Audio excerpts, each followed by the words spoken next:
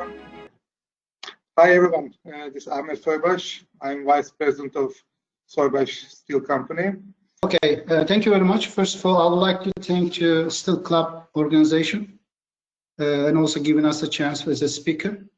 Before start my speech, I would like to also give you some information about our group of company. We are CIEC, which is Hanzi Cogeneration Company, and we are the Chinese government and the biggest Chinese trading company. Hello, everybody. We have a cool system here that we can see all the people who is watching, and I see that I know at least like 50% of the attendees by person. So hello to everybody, and for the people who don't know me, I hope you know our company, and if you don't know Alva Metal, shame on you.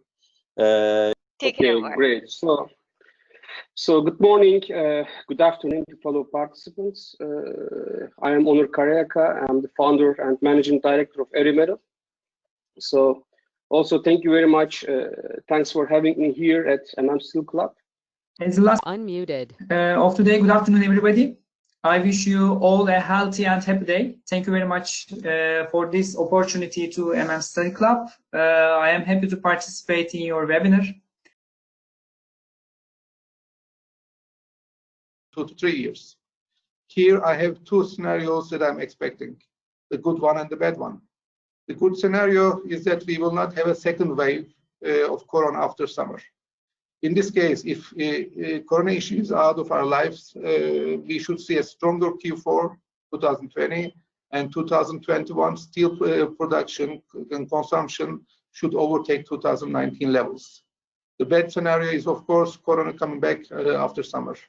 But even if this happens, I don't think governments will be able to take as strong measures as they did in March, April, May 2020, because no country can stand a 9 months lockdown until summer 2021, when the summer weather starts getting hot again, or until when the vaccine or medicine will be found. That's why even if we see a second wave of Corona after summer 2020, I don't think steel consumption and production levels will go below the levels we saw in the second quarter of 2020. And if you ask my opinion about steel and raw material prices, I believe that some recovery will take place in summer 2020 as normalization in daily and business life has started taking place all around the world. And also, when we look at the production, global production in India in April, it came down by 65%, which is the highest globally.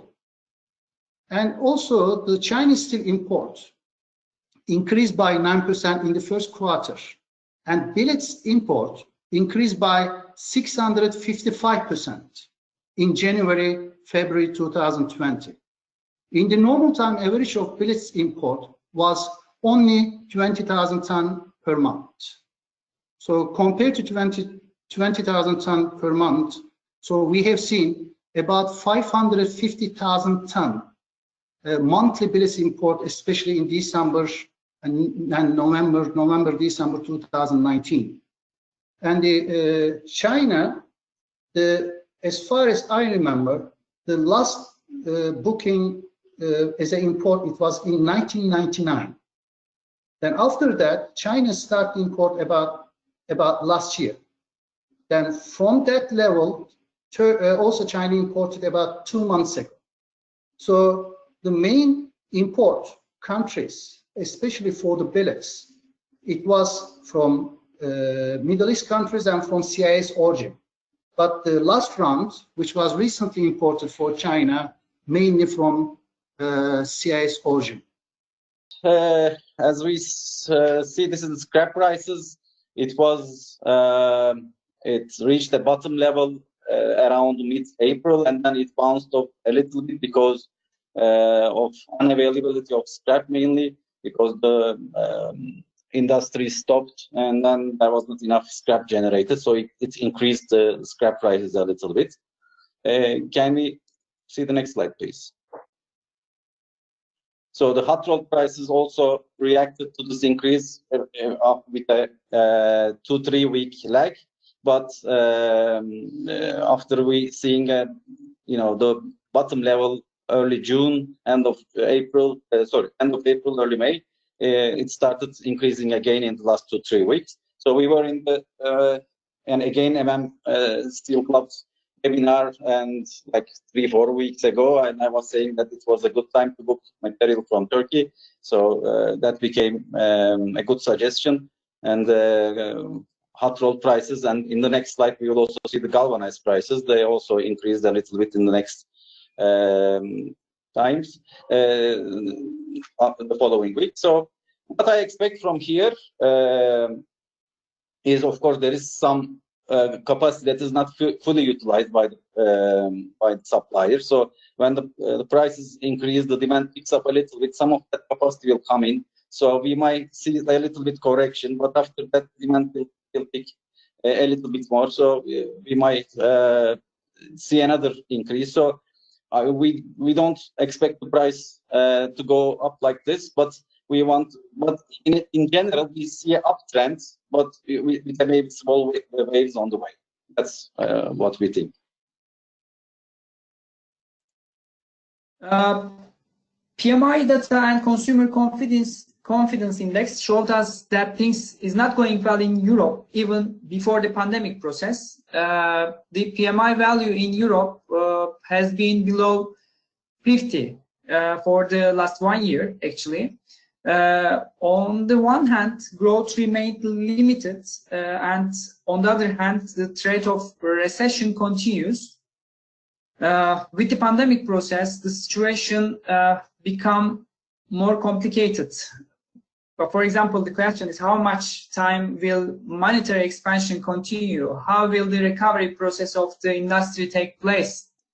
Obviously, it's necessary, but necessary to see the numbers that occur when all the wheels start turning. After that, we can answer like this question, actually. I would like to talk for a few minutes about aluminum market by breaking that into two parts, okay? So one is to look at the impact on construction sector. Why? Because it's a leading sector in Turkish economy and also for the many other countries. And the other one will be related, its effect on our export markets. Why export markets? Because when we consider the whole aluminum mill in Turkey, we can say mainly the mills are export-oriented companies. So also regarding the market, I mean, if you look at the consumption of construction market, we can say that more than 1.5 million tons in Europe and more than 1 million tons aluminum is used in United States. For sure, in different applications like roofing, facades, doors, windows, shutters, frames, gutters, and let's say in many other parts of construction.